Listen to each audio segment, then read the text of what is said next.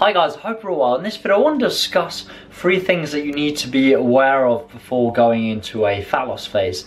The first of which is just to appreciate that slow progress is normal, and that's actually what you should be trying to achieve, and that therefore means you're trying to focus on a 0.5 to 1% weight loss. Now the reason why we're striving for slow, consistent progress is because we've got 2 goals within the fat loss phase.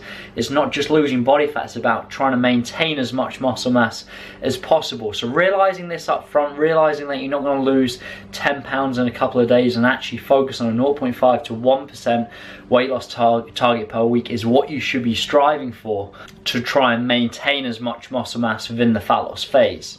The second thing, and arguably one of the most important things to realise going into a fat loss phase, is fat loss plateaus are perfectly normal. This, in my opinion, discourages the majority amount of people within the fat loss phase. They don't realise up front that plateaus are normal, and when these plateaus do happen, they get discouraged and they give up essentially, or they binge or just completely go off the plan.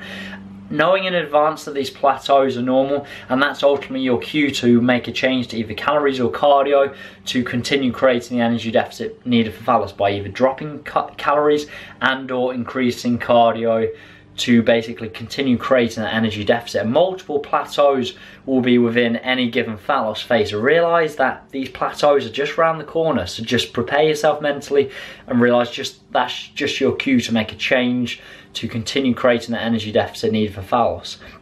Final thing to realise going up front is just to know that hunger and tiredness is perfectly normal within the fat loss phase, and that's really important to know because this is a question I still get asked, and the way the question is worded is almost on the lines of this isn't right that I'm hungry or tired. But because we're in an energy deficit, because you need to be in that deficit for a decent amount of time to lose body fat, you just need to know that some hunger and tiredness is perfectly normal within the fat loss phase. Unfortunately, there's a couple of things you can do to try and negate this. The first of which, just because calories will be reduced within the fat loss phase, is trying to focus on foods that typically have a higher volume, and they typically have more fibre as well. So fibrous vegetables is a great example.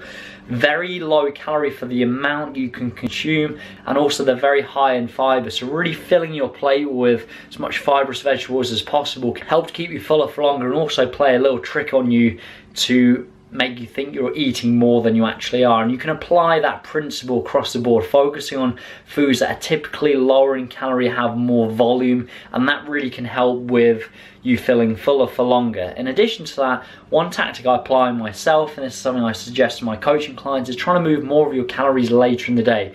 Most people are typically less hungry at the start of the day and more hungry later in the day, so by having more calories at this time can help negate hunger.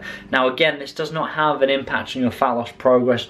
Timing of calories does not have an impact on your fat loss progress. It doesn't mean that if you have calories later in the day you'll start gaining body fat. It's all to do with energy balance, the end of the day, the end of the week, the end of the month, whether you'll gain weight, lose weight, or stay at maintenance. So hopefully those 3 factors will really help. Like the video if you enjoyed it, and subscribe to the channel if you haven't already, as I've got lots more content coming in. Thank you very much.